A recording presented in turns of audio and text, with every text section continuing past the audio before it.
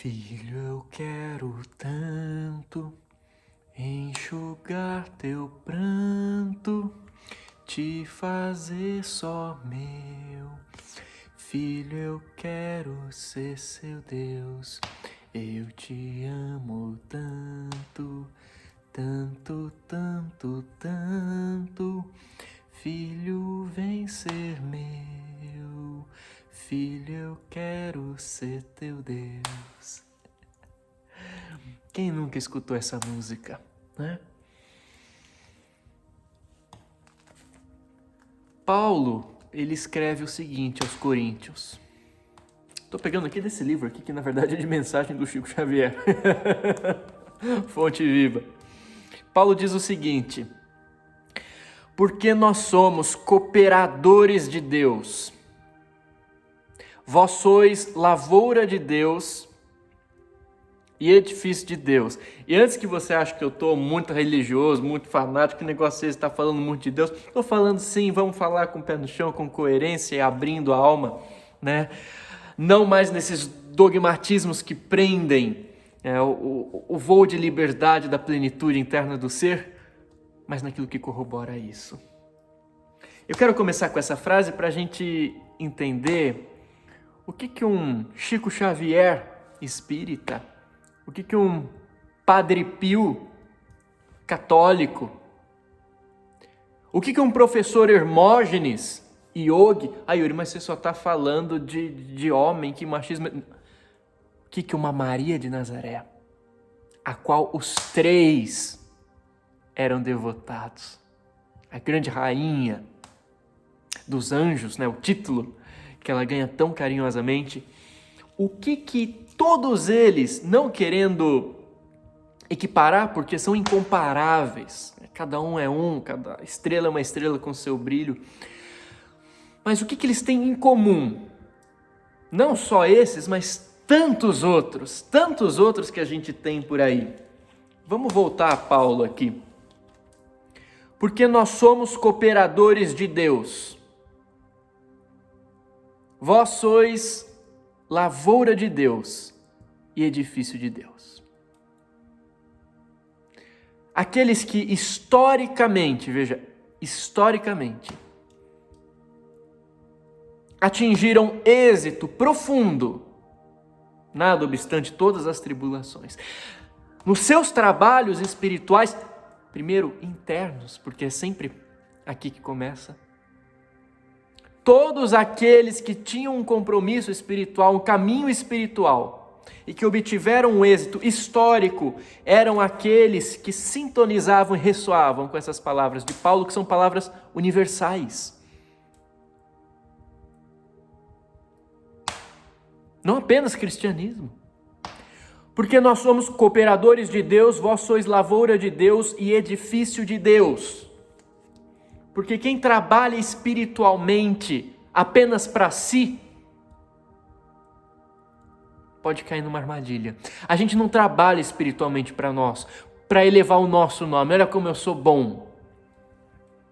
Eles trabalham em prol de algo maior, a qual se submetem e buscam se alinhar por sintonia de coração, de alma. Veja, as trevas não entram na nossa vida quando a gente decide ser mal, se achar muito mal, porque eu sou muito malvado, olha as trevas. Não, olha que curioso, as trevas, pelo contrário, é um paradoxo. As trevas não entram na nossa vida quando a gente começa a achar que a gente é mal, porque a pessoa que se acha má, porque eu sou malvado, está ferida, está sofrendo, precisa de ajuda. As trevas entram na nossa vida não quando a gente começa a achar que a gente é mal. As trevas entram na nossa vida quando a gente começa a achar que a gente é bom demais.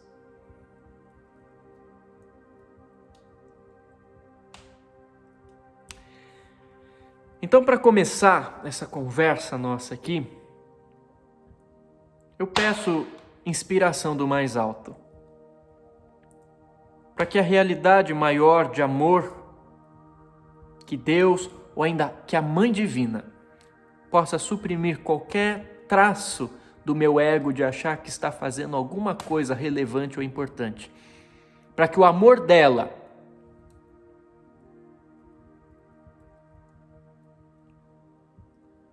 possa fecundar o meu verbo de utilidade, carinho e amor para você que tão carinhosamente caiu nesse vídeo e está acompanhando a gente aqui.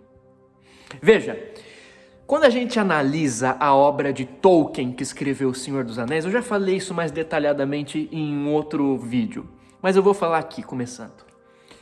Veja, o que você tem lá? Você tem basicamente um grande senhor do escuro, que ele criou um anel do poder, em que ele concentra todo o poder do mal dele naquele anel. Né? E ele está à procura do anel, que ele perdeu o anel para retomar o poder, retomar uma forma física e conquistar o mundo, basicamente, a grosso modo, né? O que acontece com esse anel? Esse anel, ele tenta todo mundo, até os grandes da luz, né? Gandalf, o grande mago, ele fala, não me dê esse anel para que eu leve ele para ser destruído, porque nas minhas mãos ele vai atingir um poder que eu posso perder o controle. Eu vou querer fazer coisas boas, mas esse poder vai ser tanto para minha cabeça que pode ser que eu pise para trás. Vem a grande senhora élfica, rainha feiticeira da floresta cheia de luz.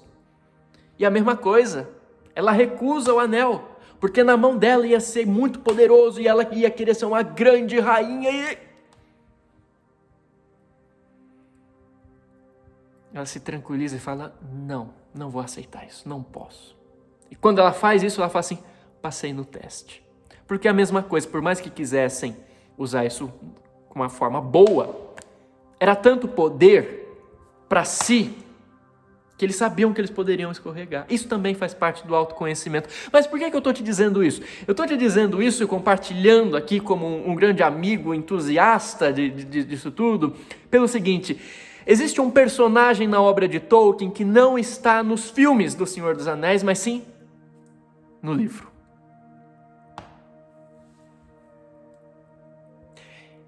É meu personagem favorito.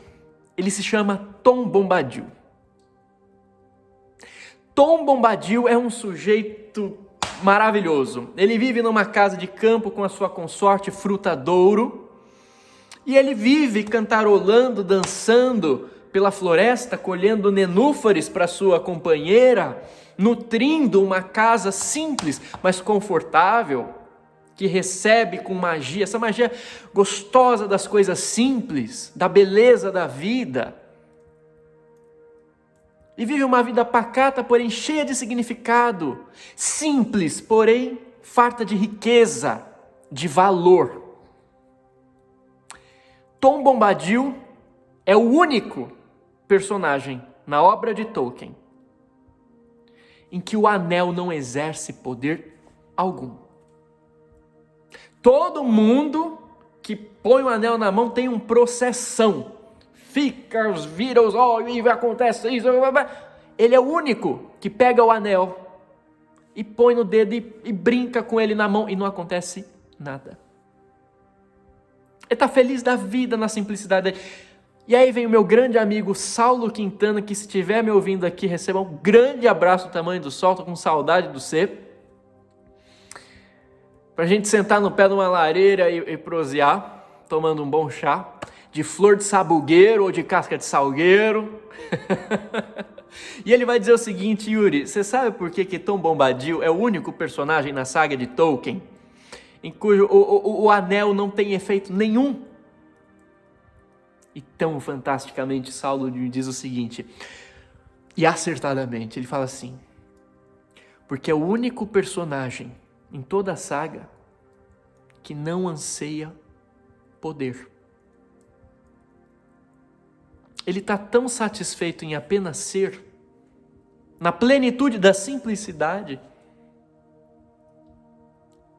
que ele não é vítima da tentação. Porque o ego quer poder. Não existe ego forte. A força é de Deus. A única força real. Curiosamente, muitos entusiastas vão dizer que Tom Bombadil, esse personagem misteriosíssimo na obra de Tolkien, pode ser inclusive manifestação direta de Eru, Ilúvatar, que na saga é na verdade o Deus ali, como se ele fosse encarnado ali, como um avatar, como um Krishna, como um Buda, como um Cristo, né? E ele lembra muito Krishna, para quem conhece a saga. Mas olha que interessante, ele está tão pleno em si, que ele não precisa querer ser mais do que ninguém. Ele não precisa de poder, porque ele sabe que o poder não está na força de um exército de dominar o mundo, do embate, de brigar, disso. Está no amor. Tom Bombadil é o único que não é afetado pelo poder do anel do mal. Não faz nada nele, porque ele não quer poder. E o que tudo isso tem a ver com Deus? A gente está passando por um período, vamos falar bonito, sui generis. A gente está passando por uma quarentena, gente. E a quarentena, ela testa a gente em muitos sentidos. Você sabe disso, não só profissional, não só familiar, mas espiritual também. É um grande momento de convite, de como que eu estou me sentindo comigo mesmo. O que eu estou chamando de caminho espiritual? Qual a avaliação que eu faço disso agora, que eu tenho que ficar trancado dentro de casa? E por que eu estou fazendo esse vídeo? Eu tenho observado uma coisa que tem me feito pensar. Eu fui numa reunião de uma instituição espiritualista que eu auxilio, né? E sou, aliás, que eu auxilio não, que eu sou auxiliado, que respeito muito. Assim que eu respeito muito, tenho uma grande gratidão, uma grande admiração, mas algo me comoveu nisso tudo. Porque já fazia tempo que o pessoal não se encontrava por conta da quarentena, e como é que vai, como é que não vai, e o grupo se desmembrando, e enfim, o que está acontecendo? E aí cada um expondo de si, e a gente percebeu que aquele grupo, né, que trabalhava numa reunião espiritual específica, a grande maioria estava mal, né?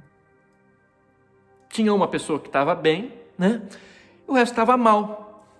Muitas pessoas ansiosas, muitas pessoas voltando a vícios antigos para conseguir dar conta da ansiedade de ter que ficar espremido dentro de casa, e quarentena e tal.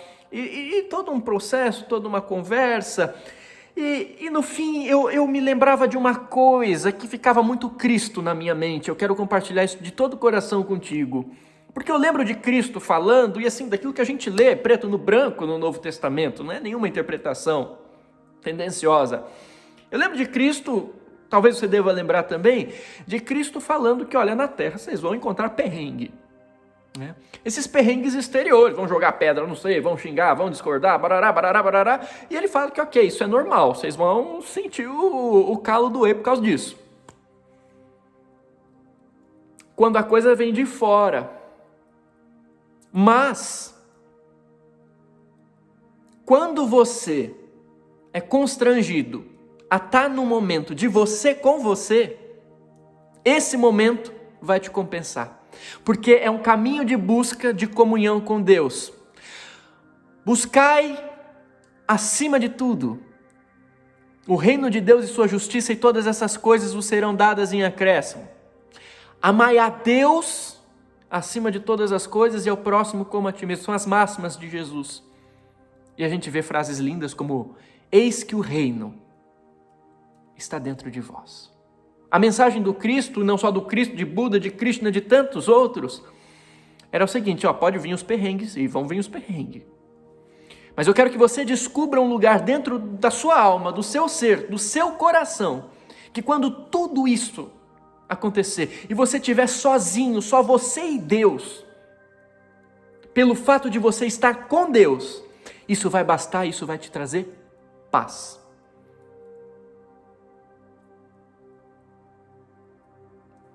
Estou falando uma besteira? O mundo lá fora pode estar se debatendo, mas você tem Deus no coração, pelo menos a proposta, em teoria, não vamos ser hipócritas, falar que a gente consegue isso o tempo todo, não, mas pelo menos em teoria, se você busca essa comunhão com o reino, na hora que você está ali, Só você com você. No seu quarto. Jesus falava, não vai rezar lá na frente de todo mundo. No seu quartinho.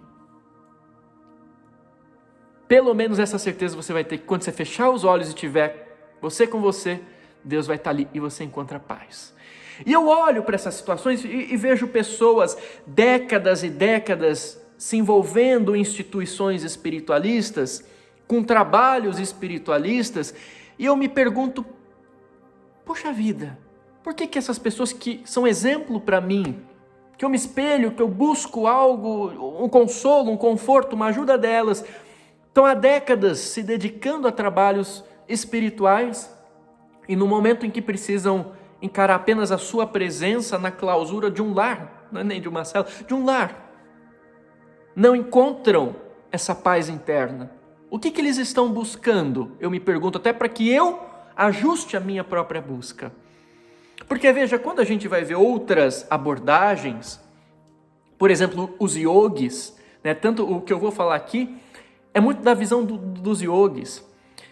A minha pós-graduação, eu fiz uma pesquisa voltada para os yogis do Tibete. Tem os da Índia, tem os do Tibete e tem os do mundo inteiro, né? Porque yoga é aquele que busca essa realização espiritual interna, essa autorrealização, esse autoconhecimento profundo de realização de Deus, de unidade da sua consciência individual com a consciência universal. Não é o yoga de pôr o pé atrás da orelha, isso é outra coisa. Mas desses grandes místicos e santas de todas as denominações, porque são mestres e mestras universais, além de todo e qualquer rótulo. Mas quando você vai para o Tibete, você vai perceber que um dos treinamentos básicos, veja, básicos, mínimos, de alguns yogis e monges, era ficar enclausurado, meditando durante 3 anos, 3 meses e 3 dias dentro de uma caverna. Não é um apartamento, uma mansão, uma caverna. No sofá assistindo Netflix? Não, sentado com a bunda no chão meditando. Esse era o treinamento mínimo.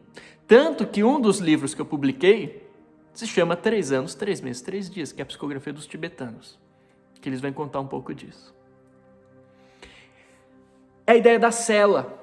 Se eu não me engano, a própria monja Coen, eu acho que numa entrevista, eu posso estar tremendamente enganado, mas enfim, agora não tem como eu consultar enquanto estou falando aqui com você. Mas eu acho que teve uma vez que ela foi presa, foi detida pela polícia, e foi justamente na cela que ela tinha que estar confinada ali, que ela desenvolveu mais fortemente, inclusive, esse processo de introspecção, de autoconhecimento, de meditação. Como os monges. Claro que a gente não está mais num contexto, ainda mais Brasil, aqui agora, 2020, da gente ir para as cavernas ou para os Himalaias para meditar lá durante anos. Tudo bem que eu tentei fazer isso na adolescência, mas agora eu aprendi que não é para ser extremista, né? Existem contextos, e contextos de trabalho, de missão, de dever, de aprendizagem, de resgate espiritual. E a ação no mundo também é muito importante, porque não adianta você meditar só na caverna e aí, né? É uma busca também egoísta, porque eu fico lá só comigo no meu êxtase místico, mas tem gente precisando. Quando eu estou na sociedade, quando eu estou na família, eu consigo transbordar esse amor? Eu consigo confiar? O que eu faço para transbordar essa minha realização, se é que de fato é uma realização? Porque é muito fácil. Existem métodos, no próprio yoga, métodos preto no branco para você atingir estados de supraconsciência, de êxtase espiritual, de contato com as realidades maiores. Mas o que você faz com isso depois? Como você sintetiza no nível da sua personalidade o êxtase místico da unidade que você atingiu uma hora ou outra? Você tocou, talvez, o samadhi, mas como isso se incorpora na sua atitude humana? Isso te faz melhor ou o teu ego se apropria pelas portas de trás e faz você um sujeito orgulhoso, porque que eu sei, sou um grande mestre. Ninguém é mestre aqui, não. Evolução é uma coisa muito longa. Iluminação espiritual é um processo contínuo, não é uma meta estanque. Mas quando você vê historicamente, esses grandes adeptos e adeptas sempre buscavam esses momentos de retiro em que podiam ficar só com eles, para buscar essa realização espiritual, encontrar Deus dentro deles.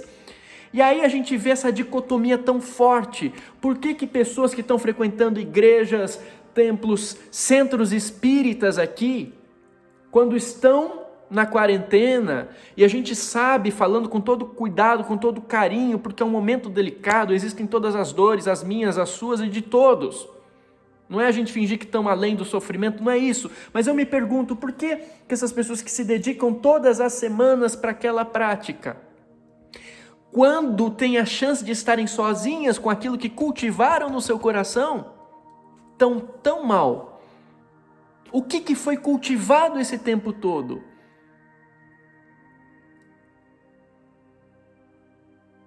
Será que o ancoramento estava no lugar certo?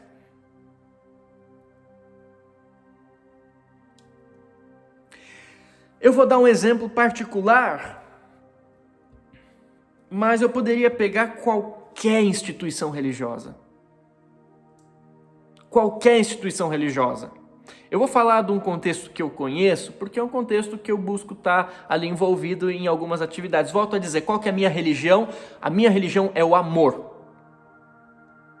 Eu acredito na religião do amor, em pleno século XXI.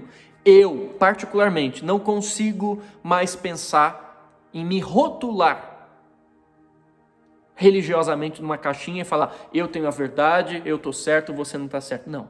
Onde tiver gente boa, trabalhando pelo bem, buscando elevação verdadeira, com amor, com bondade, para além das briguinhas de dogmas, pode contar comigo que eu vou estar ali rindo junto, celebrando junto. Mas por uma questão de contexto de vida, por exemplo, eu percebi em algumas questões de ligação que eu tenho com o Centro Espírita, né? Que tem atividades maravilhosas, que sempre me ajudam, e eu sou muito grato a isso tudo, mas eu questionei.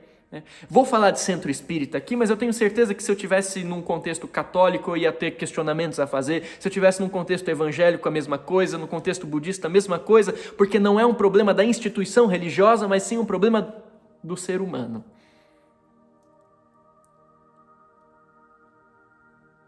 Isso não é uma crítica ao espiritismo, mesmo porque eu separo também bastante o espiritismo, Kardec, que eu adoro, assim, o original ali, a mentalidade inicial da coisa, Kardec, Leon Denis e aquele pessoal, eu amo. Outra coisa é o movimento espírita, né, que é uma apropriação, uma forma de encarar e de viver aquilo. Não necessariamente essas coisas estão sempre alinhadas. Mas um dos casos que eu vi também casos em igrejas, né? Mas deixa eu falar um pouco do meu, não para criticar, não para cuspir no prato que eu comi e que eu me alimento, não é isso. Mas para tentar aprender junto, porque eu acho que nesse momento, mais do que nunca, a gente precisa se irmanar, na humildade de olhar para a realidade e falar, gente, o que está acontecendo? Como que a gente pode melhorar? O que a gente pode aprender com os nossos erros? Como? Né? Mas uma coisa que eu percebi, por exemplo, que é uma das coisas que me afastou até uma época de centro espírita, eu confesso, depois eu entendi que há casos e casos tem muita gente boa. E volto a dizer, tem muita gente boa em todas as religiões, e tem problemas em todas as religiões.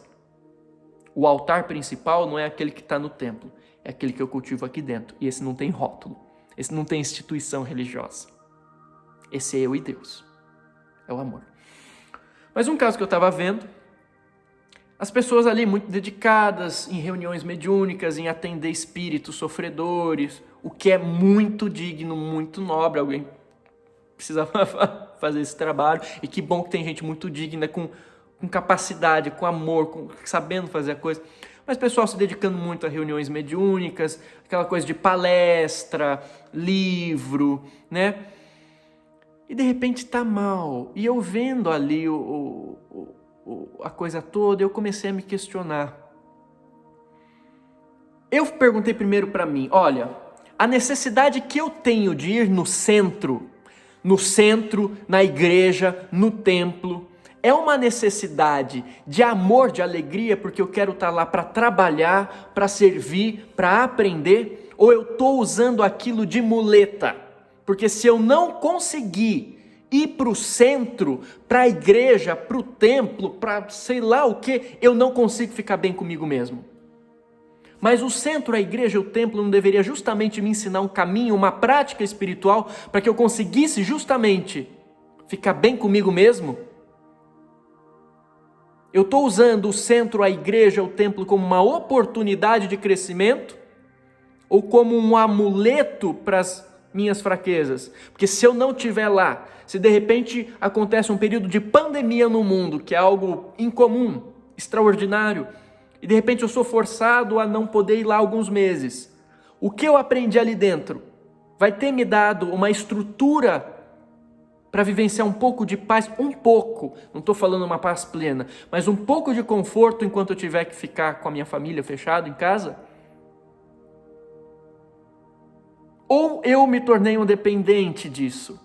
E quem me tornou um dependente? Quem que pôs essas ideias? Quem que pôs práticas ali que não beneficiam o meu autoconhecimento para que eu tenha estrutura existencial para passar por uma tormenta e falar, pelo menos aqui dentro tem um pouco de paz. Tá doído, mas quando eu fecho os olhos e peço ajuda, eu sinto, eu recebo. Porque me desculpa, às vezes a gente está doutrinando, eu não gosto dessa palavra, ajudando o espírito sofredor, ouvindo palestra, pregando para os outros, mas a gente está vendo que a gente está sempre fora, estou sempre no outro, eu vou ajudar o espírito sofredor. Meu filho, e se o espírito sofredor for a gente? Por que eu acho tanto que sou eu que estou na postura de ajudar o coitadinho? Você entende que parece que você está... Só que quando eu fico sozinho, eu vejo que quem é o sofredor? Eu. De que adianta eu encher minha mente de informação, de palestra, de livro, se meu coração fica vazio? De que adianta eu ir nas igrejas e fazer barganhas com Deus para conseguir isso, aquilo outro, mas não buscar Deus? Quero tudo que Ele pode me dar, mas não quero saber dele, a não ser nessa função de barganha, como mordomo divino. O que eu estou fazendo indo na igreja por medo cultural, inconsciente coletivo, que me diz que se eu não for lá, não fizer a ritualística da igreja, da tradição, eu vou estar vulnerável. Então eu estou indo por medo, ou porque eu quero descobrir o que Jesus estava falando, descobrir isso em mim, seguir isso, realizar isso em mim. Eu estou indo meditar, porque eu quero descobrir isso em mim, realizar isso em mim e transbordar isso em prol do bem comum? Ou eu estou fugindo do mundo, porque eu sou mais inteligente, eu não me misturo com as pessoas, deixa eu ficar aqui num outro estado? Porque quando você atinge esse estado, se atingir, você vai ver que ele é de amor.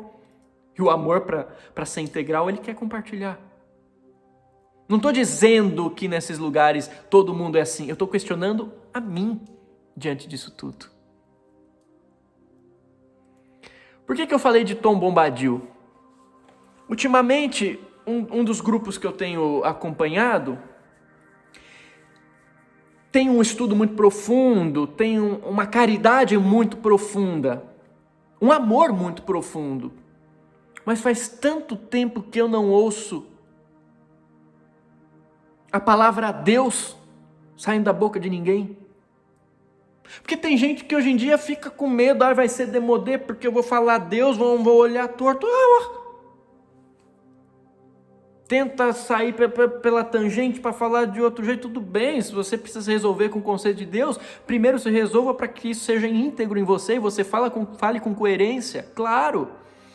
Mas tem muita gente com vergonha, porque a gente sabe que ao longo dos séculos esse conceito foi humanamente deturpado pela nossa ignorância. Isso é responsabilidade humana, não é do divino. Quantas e quantas pessoas não ouviram da tia da evangelização, do padre, do pastor, quando criança, absurdos sobre Deus? E quando isso entra em contato com a inocência da pureza que você ainda tem aqui dentro, você está vindo do plano espiritual, você tem uma compreensão instintiva, mais viva ali na sede da memória extrafísica, quando você ouve aquelas besteiras, você se impacta e fala assim, peraí, eu até tenho uma abertura para isso, mas se isso aí é Deus, eu não consigo. A gente tem deturpações, mas essas deturpações refletem o homem, a mulher, o ser humano. A busca de Deus, por isso que os yogis vão falar assim, olha, não acredita em nada, busca. Existe um caminho de experiência. Fecha os olhos, medita, faz isso, faz aquilo. Realize esse Deus dentro de você. Veja que Ele não está separado, que Ele não está fora. Que Ele é esse amor que existe aqui, causal.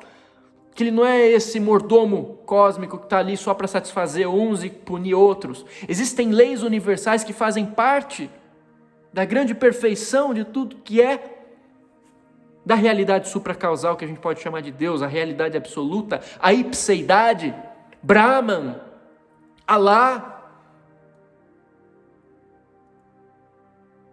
Sadashiva, o nome que quiser, porque está além de nome. Os nomes aqui são concernentes à relatividade. Deus é absoluto, está além da relatividade, está além do conceito. Nome se refere a um conceito, um dogma é um conceito. Deus é não conceitual, está acima das ideias da mente. Por excelência, Ele é inefável. Inefável é aquilo que é tão grande que você não consegue traduzir mentalmente, em palavra, porque está além disso tudo, você não consegue explicar. Mas a gente enclausurou isso, as tradições enclausuraram. E aí, ao invés da gente estar vivendo a fraternidade universal, que os grandes mestres pregaram, ou você aprendeu outra coisa sobre Jesus?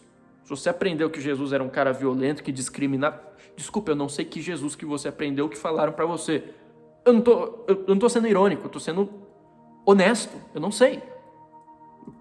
Eu pego o Novo Testamento, leio, e falo, não é isso, eu vejo um Jesus de amor, e vejo um Jesus de amor. E tantos séculos as pessoas que deveriam estar sorvendo paz desses processos, estão causando guerras e alimentando-as. As pessoas que deveriam estar aflorando amor no coração, estão vivendo açoitadas e açoitando pela intolerância, pelo fanatismo, pelo fundamentalismo, pelo sectarismo. As pessoas que deveriam estar encontrando, nós, me incluo, que deveríamos estar encontrando um pouco de paz no nosso coração, para quando a gente tivesse que enfrentar um momento em comum, como por exemplo uma pandemia, a gente não consegue ficar na nossa própria companhia.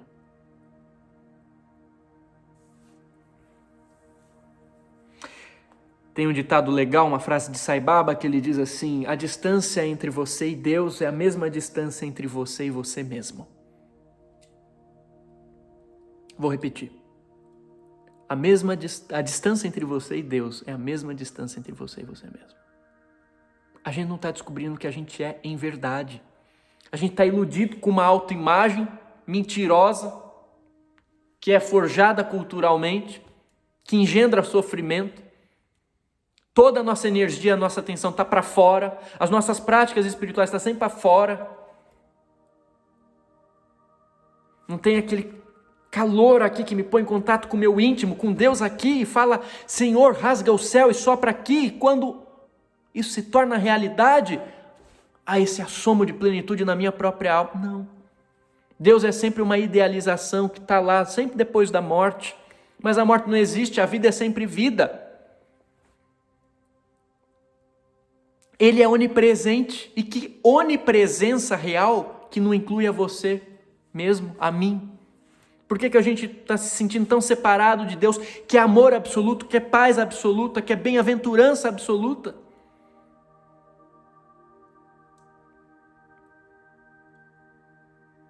E Ele está tão perto de mim, mas eu não estou conseguindo achar.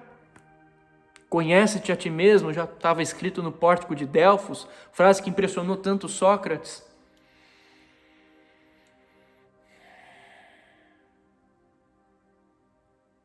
Deus é paz, é amor absoluto. Está tão distante de mim quanto eu estou de mim mesmo. E de repente, quando eu tenho que ficar sozinho comigo, eu não encontro. Que prática espiritual eu estou fazendo? Ou o que eu estou chamando de prática espiritual? Que prática espiritual é essa que eu acho que eu tenho que salvar o mundo e esqueço de olhar para mim mesmo? Não que não seja importante, a ajuda, a caridade, isso é fundamental. Isso precisa ser expressado como ajuda ao próximo. Amar a Deus acima de todas as coisas e ao próximo como a ti mesmo. Como a ti mesmo. E Deus acima disso. E tem me chateado esse negócio do povo ficar com vergonha de falar em Deus e até de rezar. Às vezes você vai nesses meios, o pessoal vai rezar. Como é que o povo reza? E vamos imaginar que a gente está num jardim e vem uma luz, olha que bênção, muito agradecido, pronto. Gente, visualização é uma coisa maravilhosa. Visualização é uma coisa maravilhosa. Conecta a gente para ressoar com realidades de harmonia, sim, maiores do que a agitação que a gente encontra aqui. A gente precisa sintonizar com dimensões mais sutis, e que bom você imaginar um jardim e uma luz abstrata que vem, mas Deus é relacional. Deus não é uma abstração simbólica, Ele é direto. Ele é pessoal e impessoal ao mesmo tempo, porque são todas as possibilidades no mesmo contínuo. E eu sinto falta de gente que não tem vergonha de chegar e falar assim: Senhor, eu te amo. Tá doendo, mas eu te amo muito. Vem aqui comigo, me ajuda. Você sabe quem está bem nessa história de pandemia? Eu vou mudar o nome aqui para não expor, mas isso é verdade. A Dona Mariazinha. A Dona Mariazinha, e não vou falar não é questão de religião, é a pessoa diante da religião. Porque eu falei do Chico Xavier, falei do Hermógenes, falei do Padre Pio, a gente vai entender o que eles têm a ver com essa história. Não tem a ver com a religião, com o rótulo. Mas a Dona Mariazinha, que eu conheço, não chama Mariazinha, mas vou falar que é Mariazinha para não, enfim, não expor, como eu disse. Ela está muito bem nessa pandemia, ela tem quase 90 anos. Ela não sai de casa, você está reclamando da pandemia? Ela vive sozinha há uns 15 anos. E sai muito pouco de casa. E a Dona Mariazinha não está ansiosa e ela está me ensinando alguma coisa com isso. A Dona Mariazinha é aquela velhinha do terço. Não estou falando que quem reza o terço é melhor do que quem medita, quem vai na reunião mediúnica. Se você entendeu isso, você não entendeu nada do que eu estou falando. Mas enfim, a Dona Mariazinha, ela encontrou uma coisa que os yogis chamam de sadhana. Sadhana, em sânscrito. O que é o sadhana? Sadhana é prática espiritual ou disciplina espiritual. Qual que é a prática que eu faço diante da minha consciência para buscar comunhão com Deus? A consciência, a realização da consciência da minha unidade com o amor universal, com a paz suprema. É uma prática. Essas práticas de sadhana, cada religião tem a sua, elas envolvem processos de concentração, de jaculatória, de ficar repetindo, porque por repetição a gente vai internalizando, enraizando conceitos, ideias, transcendendo. Concentração, contemplação, oração. O que é oração? Oração é comunicação. Você se comunica com tanta gente que te faz mal, por meios superficiais. Por que você não pode se comunicar com a realidade absoluta, que é Deus, que te ama, por uma comunicação pura de amor? Oração. Mas Deus já sabe tudo que acontece. Sabe tudo, mas com certeza Ele se interessa por te ouvir também. Porque Ele se interessa por você. Desculpa se alguém te ensinou isso de uma outra forma. Espero que um dia isso fique claro para todo mundo. A prática espiritual é tudo aquilo que eu faço de exercício. Quando você vai na academia para adquirir músculo, você não fica lá, aqui exercício, exercício, exercício. Qual que é o sadhana que a gente está fazendo? A gente está cantando para a espiritualidade? Eu comecei esse vídeo cantando a música do Padre Marcelo, cara. Tem gente que vai rir de mim, pode rir. O Padre Marcelo, nos moldes dos antigos yogis, que falavam que em Kali Yuga, que é a era das trevas que a gente está atravessando, que agora a gente está tentando sair nesse momento de transição planetária, que essa era, enfim, Kali Yuga de egoísmo, de materialismo, patati patatá que você conhece, né? Enfim, não é muito difícil de perceber, que uma das atividades yógicas mais eficientes nessa era é cantar o nome de Deus. Isso é chamado ainda de Bhakti Yoga. A yoga, o caminho de união com Deus, pela devoção. E nessa devoção ela também se expressa no canto. Você pega um Padre Marcelo, dentro desse conceito é um grande yogi. Como Chico Xavier foi um grande yogi.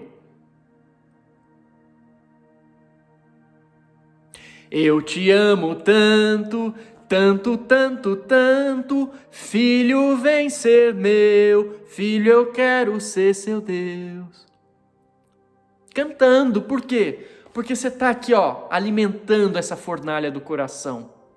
E não apenas alimentando aqui dentro, mas manifestando através do Logos Criador que sai com o seu verbo e a palavra que se manifesta da sua boca. E ao invés de você estar aí repetindo tanta asneira, tanta negatividade, porque o mundo é isso, porque o mundo é aquilo, você está alimentando com a sua atenção o seu amor.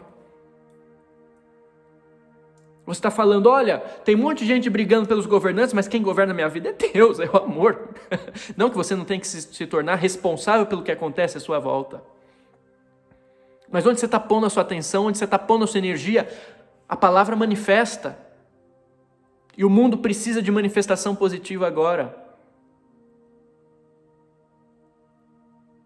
E eu sentindo falta das pessoas simplesmente falando, Senhor, estou precisando de ajuda. Te amo, vem aqui, esteja comigo. E aí você vai percebendo as pessoas querendo se tornar autossuficientes na espiritualidade. E aí você vai para uma coisa chamada ego espiritual. E aqui que é o perigo. Aqui que a gente cai. Aqui que a gente lembra da história de Tom Bombadil. Aqui que a gente lembra que as trevas entram não quando eu acho que eu sou malvado, mas quando eu acho que eu sou bom demais. É quando entra o ego espiritual, que eu acho que eu sou muito autossuficiente, eu não dependo da espiritualidade, não dependo de Deus, não preciso aprender nada, porque eu atinjo as frequências, porque eu sou luz, porque eu sou isso, eu aquilo, eu, ego. O caminho espiritual autêntico, daquilo que eu aprendi lendo, quem percorreu ele historicamente deu certo, não é aquele caminho que faz a gente erguer o nariz. Mas eu aprendi, estou compartilhando com um amigo. É aquele caminho que faz eu dobrar o joelho. Não precisa ser no sentido literal, mas é o joelho do meu ego e falar, pai, desculpa, eu não sei muito, me ajuda, por favor. Como que eu posso ajudar? Me ensina, deixa eu ser teu filho. Porque quanta gente bancando espiritualista não quer ser o próprio Todo-Poderoso? Esperto não, esperto é quem quer ser filho do Todo-Poderoso. Eu sou pequenininho mesmo. E quantas dessas pessoas que eu sou bom, sou isso ou aquilo, porque eu sei a técnica disso, porque eu sou o super terapeuta disso. Gente, eu não estou criticando terapeuta. Na minha família tem muitos terapeutas que eu admiro muito, completamente competentes. Eu estou falando do estereótipo, espero que você entenda que não é uma crítica geral, tá? Com todo respeito, se você é um terapeuta, meu respeito mesmo. O mundo precisa muito de terapeuta, principalmente nesse momento. Mas quantos que não usam o rótulo do terapeuta porque precisam de um consolo para o ego, que não consegue resolver os próprios problemas e quer ficar se distraindo com o problema do outro? Você conhece isso? Gente que não resolve os próprios problemas, mas que está sempre buscando resolver o problema do outro. Mas tem super técnicas, dos que eu conheço são os que estão em situações mais difíceis agora. Porque eu canalizo, porque eu encontro os grandes mestres, porque eu... Você sabe o que Chico Xavier, Padre Pio, Professor Hermógenes, Maria de Nazaré têm em comum? Tudo que eles fazem, eles não punham a grandeza neles. Eles punham em Deus. E por isso que a coisa acontecia. Que Chico conseguia os fenômenos que ele conseguia, que impressionava todo mundo. Porque Chico estava ancorado em Deus. A busca de Chico era um grande devoto de Deus. Não só de Deus, você entrava no quarto dele, tinha lá Maria, Jesus. Ele se fazia filho, se fazia humilde, não é pseudo-humildade. É consciência, cara, é você se tocar. Às vezes a gente se acha muito grande, meu Deus do céu, vem um vírusinho desse tamanho e mostra pra gente que a gente não é nada. Sorte de quem aprende isso o quanto antes, e Chico aprendeu. Chico não era aquela pessoa que tem aquela postura, porque eu sou muito da luz. Olha como eu sou importante, olha, já causa um impacto assim, já se mostra muito importante, porque eu canalizo isso, canalizo aquilo. Quando você vai vendo, canaliza coisa nenhuma. Agora você via Chico humildezinho, sentia as dores, não escondia, a gente tá doendo, me ajuda, eu também quero te ajudar, vem cá que eu vou te dar um beijo na mão, vamos junto, mãe me ajuda. Ele não tinha esse estereótipo do ego que quer mostrar que é forte, o ego de Instagram, sabe? Olha aqui como que eu sou espiritual. Não, eu sou simples, vamos tomar um café e tal, e eu busco o amor de Deus, e a coisa acontecia. Deus punha no Chico a coisa para acontecer, porque ele sabia que a vaidade do Chico não ia interromper o processo. Uma vez Chico falou, já estava velhinho, Chico estava falando para os espíritas, ele falava o seguinte: eu não me conformo, eu não consigo entender, tem gente querendo tirar Jesus da doutrina. E Chico ficava triste por isso. Gente querendo que a doutrina, não só espírita, mas em todos os lugares, seja uma coisa só de inteligência, só de ego, sendo que a gente precisa se consumir no coração em unidade. E Chico falava disso, vivia isso, ele falava em Atos. Quando o Chico diz que não pode tirar Jesus, não é o Jesus dogma, é o Jesus princípio e exemplo, mensagem, que não é só Jesus Cristo.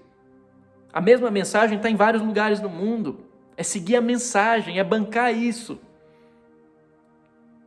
Amai a Deus acima de todas as coisas, e o próximo como a ti mesmo. Eis que o reino está dentro de ti. Chico estava velhinho, e foram entrevistar ele. E ele estava numa situação exterior difícil. Quem olhava para ele ficava com dó, porque estava mirradinho, fraquinho e tal. Uma situação difícil, não conseguia sair do quarto dele. Olha que coincidência. Nós não estamos nessa situação. E perguntaram para o Chico: e aí, Chico, como é que você está? Meu corpo está mais ou menos, mas eu estou muito bem, graças a Deus. Eu estou com a sensação de dever cumprido. Eu estou feliz em Deus. Esperando na hora que Ele resolver me chamar, eu estou aqui. O professor Hermógenes deu um grande exemplo disso. O professor Hermógenes, um dos pioneiros do yoga no Brasil, foi um grande pioneiro também da medicina holística, falava muito de saúde, e no final da vida dele, com 90 e tantos anos, ficou doente. E na época, minha cabeça jovem olhava para aquilo e falava: não, mas professor Hermógenes, um grande yogi, ele entende as leis da consciência, da cocriação, da mentalização, se ele quiser ele reverte isso, ele treinou a vida inteira para isso. Porque essa visão do ego, o ego quer estar no controle. E o professor Hermógenes estava ensinando uma outra coisa. Ele estava ensinando entrega. Ele estava bancando o que ele falava. Que ficou famosa aquela frase da Phyllis Crystal, que ele falava assim: entrego, confio, aceito e agradeço. Ele estava dando esse exemplo. Ele não estava falando assim: não aceito o que está acontecendo porque eu acho que Deus é injusto. Não que a gente não tenha que fazer a nossa parte, a gente tem que fazer. Não é esperar que Deus dará, não é isso que eu estou defendendo. Mas ele estava numa situação. Ao invés de ele ficar lutando com aquilo e falar assim: não me filma para ninguém me ver assim, porque eu ensinava yoga, eu não quero que as pessoas vejam que eu fiquei doentinho com 90 anos. Não, ele falava assim: me filma. Ele participou de uma entrevista para um documentário, doentinho. Isso foi lindo, hoje eu entendo. Porque ele estava vivendo a entrega. Ele estava em Deus. Ele sabia que aquilo fazia parte de um processo do corpo, que ele não é o corpo. Ele sabia que aquilo talvez fosse um ajuste final kármico ali daquela encarnação, que precisava passar para aquilo antes da grande libertação. E ele estava no amor. O corpo dele já não respondia, mas ele estava em paz. Ele não podia mais sair de casa direito. Uma vez, há uns anos atrás, quando eu fui na academia dele lá no Rio, ele estava velhinho, ele já não ia mais lá como ia sempre. Estava também preso, entre aspas, em casa, mas estava em paz. Padre Pio, Maria de Nazaré. E eu pergunto: que princípios essas pessoas? Milarepa. Que princípios essas pessoas adotavam de prática espiritual, de postura espiritual? Para quando a coisa apertava, pelo menos quando eles fechavam os olhos, eles encontravam paz. Será que não é isso a espiritualidade que a gente deveria estar buscando? Porque é muito fácil eu ir lá num lugar e participar da reunião, participar disso, sempre distraído com o que está acontecendo fora de mim. Estou fazendo o culto, estou fazendo a ritualística da tradição, estou fazendo a reunião mediúnica, estou fazendo palestra, mas está sempre fora. Eu não paro para ver dentro, eu não paro para nutrir esse cultivo interior. E aí vem Paulo, um grande homem, porque nós somos cooperadores de Deus. Vós sois lavoura de Deus e edifício de Deus. E a gente vê por esses exemplos históricos que o espiritualista verdadeiro, independente do caminho, não é aquele que prega a si, é aquele que prega a Deus. Por isso que eu vejo aquelas pessoas que falam assim, não, deixa que a minha luz, que eu vou fazer aqui o meu trabalho, porque eu vou transmutar, porque a minha luz, a minha frequência... Estão passando dificuldade. E aquela velhinha ali, que na minha ignorância, na infância, falava, imagina, ela fica rezando, fica perdendo tempo dela, tá ali, devotinha no coração, cantando, rezando, tá com um sorrisinho no rosto, tá passando os perrengues, tá passando os apertos, mas quando ela fala, pai, me ajuda, a ajuda vem, porque Deus não é surdo, e ela aprendeu isso. Por que ela aprendeu isso? Porque ela leu num livro? Não, porque ela praticou, ela criou um caminho onde ela pudesse criar as condições necessárias para acontecer uma coisa chamada experiência direta. O contato que ela tem com Deus não é aquilo que o padre ensinou para ela, é aquilo que ela descobriu dentro dela mesma. Isso dá segurança para ela. Perguntaram para o Chico no final da vida, aliás, numa conversa que ele teve com um colega dele, com um amigo dele, ele falou assim, olha, o Chico falando, eu tenho tanta confiança em Deus, mas tanta confiança em Deus, que pode cair o telhado na minha cabeça que eu vou estar em paz. Imagina, quem é que de nós vai ter coragem de falar um negócio desse? Já benze aí, já bate aqui na madeirinha, porque a gente não banca. Mas você olha para um Chico e você fala, cara, já pensou chegar nesse ponto? O que a gente está fazendo da nossa espiritualidade? E o sujeito que estava coordenando a coisa e lidando com os conflitos todos, e gente desistindo e se desligando e tal, querendo saber como melhorar aquilo, uma hora falou, olha, mas eu não vou falar o número aqui, mas tantos anos que eu estou aqui nessa instituição, várias décadas, estou tantos anos aqui dirigindo esse trabalho, e eu tenho que saber, porque eu tenho que saber de vocês, eu tenho que ajudar, porque eu tenho isso, porque eu tenho aquilo, porque eu tenho... E eu só escutava dentro de mim, meu amigo, não são 20, 30, 50 anos que você está aí dentro que faz o trabalho existir. São 2000 anos de mensagem de um sujeito muito maior que a gente que faz esse trabalho existir. Não pega esse peso todo e põe nas suas costas, não, porque não é para você carregar ele. Cristo está do teu lado, contando com você como um amigo que ele confia muito, pedindo para você pôr esse peso nos ombros dele, que ele vai levar isso. Só que a gente se sente muito importante, porque eu conheço muito, eu sei muito, sou muito responsável. Quanto mais responsável, mais estressado está o povo hoje em dia. É ou não é? Sendo quando Deus fala, ei, posso? Você pode entregar para mim, pode confiar no processo, que eu não vou decepcionar. Só que a gente não consegue, porque a gente está preso no ego. E aí eu fiz esse teste comigo, eu falei, eu estou indo no centro, na igreja, no templo, porque se eu não estiver lá, eu não consigo de jeito nenhum me sentir bem, eu me tornei um dependente. Não que ele não me ajude, não que quando eu não estou mal, eu não vou querer tomar um passe, ir na benzedeira. Claro, quem não quer? A gente quer e a gente precisa. É ou não é? Precisa. Mas será que o que eu estou fazendo, a minha postura diante do que eu estou fazendo, é com entrega, é buscando uma comunhão? Eu estou ajudando o próximo porque eu quero me aproximar de Deus, ou eu estou ajudando o próximo porque eu quero barganhar para ir para o céu, para nosso lar, para seja lá onde for depois? Não. Estou fazendo isso com um trabalho de autoconhecimento. Estou me colocando ali com amor ou não. Eu estou me tornando dependente daquilo, tão dependente que uma coisa que devia me apresentar um caminho de libertação está me prendendo. Cuidado. Espiritualidade verdadeira, ela te liberta. O que a gente está fazendo? Que a gente está se distraindo e está se desvirtuando do caminho principal.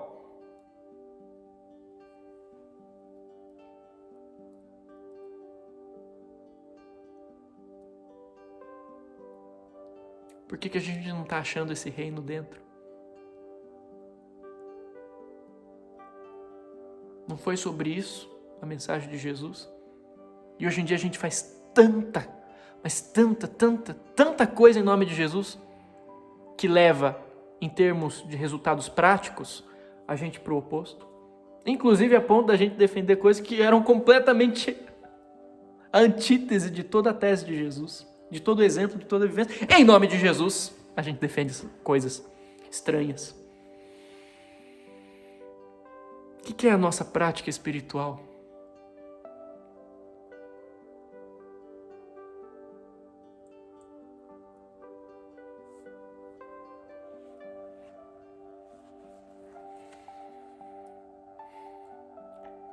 Filho, eu quero tanto enxugar teu pranto, te fazer só meu.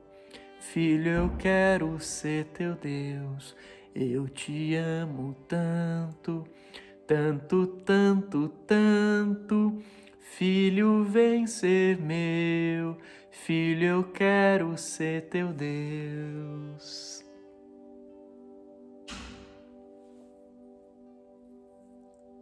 Ah, Yuri, mas a gente tem que trabalhar muito porque tem guerra espiritual acontecendo.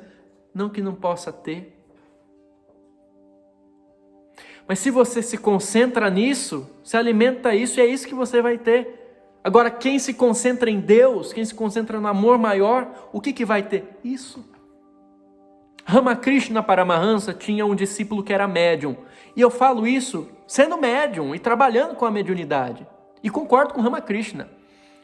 E o discípulo médium dele era muito fanatizado por falar, porque eu estou vendo isso, porque eu estou vendo aquilo, e não que isso não seja importante. Isso é importante, tem o seu lugar dentro, desde que seja feito com a educação da faculdade, com propósito, com alinhamento, mas tem gente que se deslumbra muito, e aí se perde.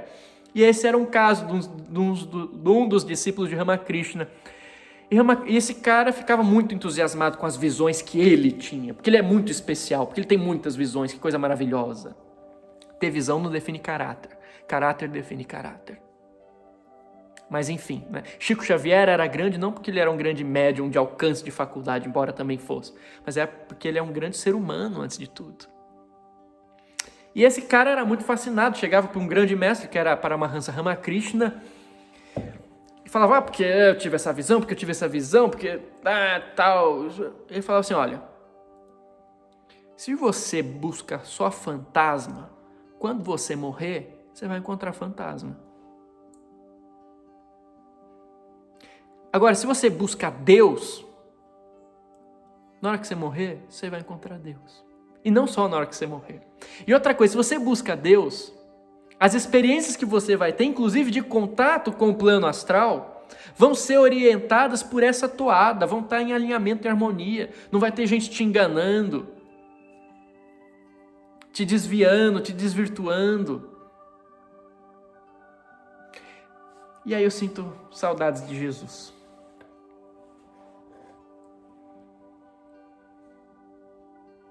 Essa quarentena, gente, é um grande teste, no final das contas. É um grande período de avaliação para todos nós que estamos achando que a gente está no caminho espiritual. É um momento de avaliação, da gente olhar para tanto tempo, tantas décadas de trabalho, tantos livros que a gente leu, tantas palestras que a gente viu, tanto ego e orgulho que a gente criou falando assim, eu sei das coisas, esses aí não sabem. É o momento da colheita. Deus está pondo a gente quietinho na casa falando assim, e aí? Do jeito que o seu eu lidou com isso, como é que você está agora? Significa que é para você deixar de frequentar o centro, a igreja, o templo? Não. Porque no mesmo centro, igreja, templo, que está você ali mal, tem pessoas que estão super bem, que encontraram isso. É uma questão de postura diante daquilo que eu faço, não do rótulo.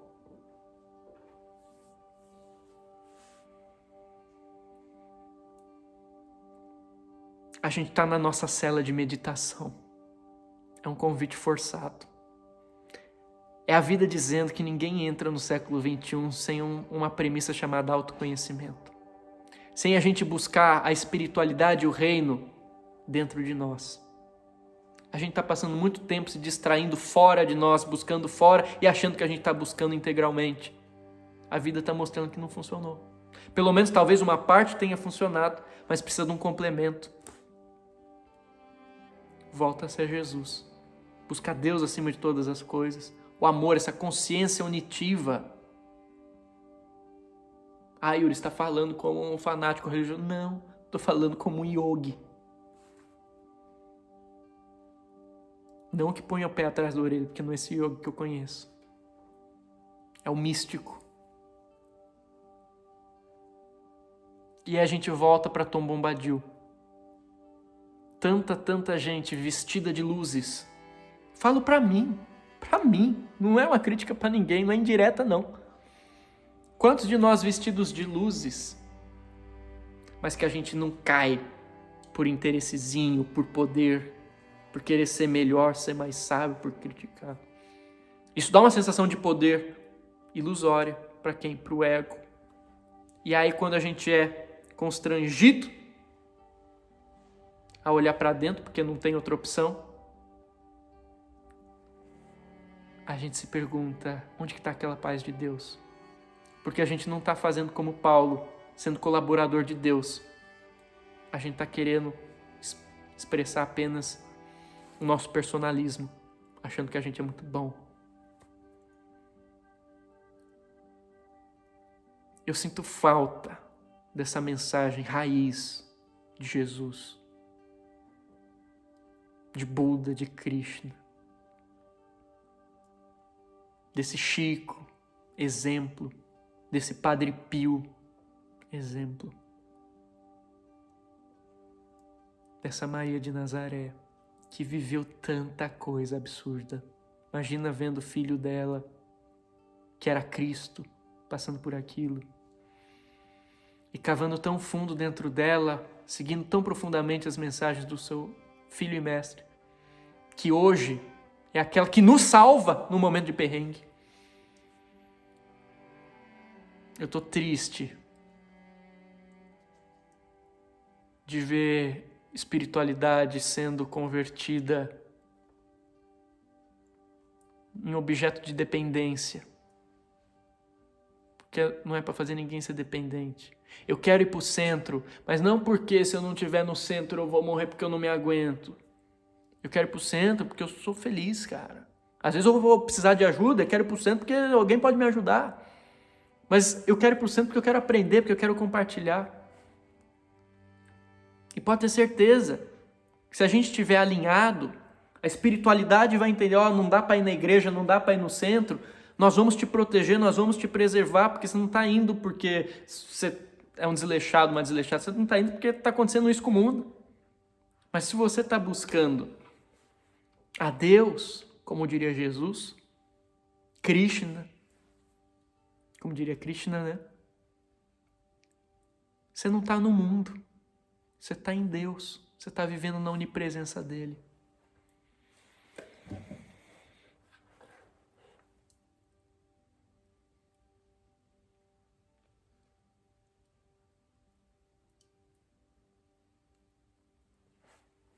E eu estou triste, você sabe por quê?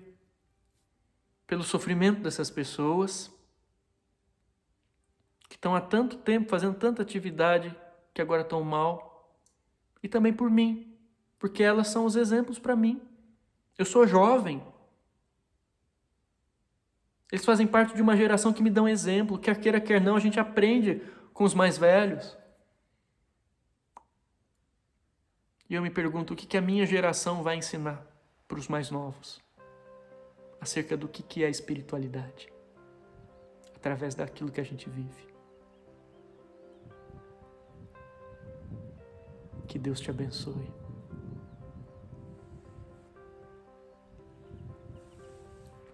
Só cantar esse trechinho mais uma vez, para ninguém falar que não ouviu. Filho, eu quero tanto enxugar teu pranto, te fazer só meu.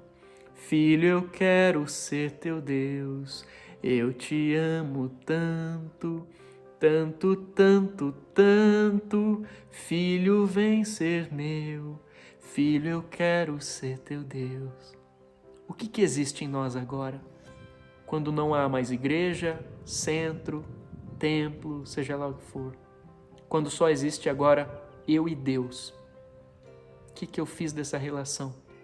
Para que eu possa me perguntar e descobrir o que eu estou colhendo agora, o que eu posso colher. Deus te abençoe e te guarde.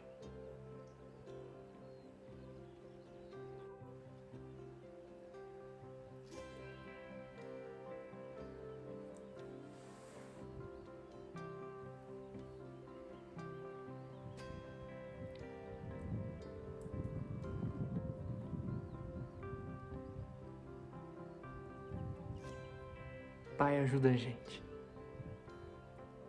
A gente precisa e somos teus filhos. Tira esse anel do poder da nossa mão. A gente entrega isso aos seus pés. Buscamos apenas a sua presença. O seu amor, porque esse é o poder real. Fala tchau lá pra câmera.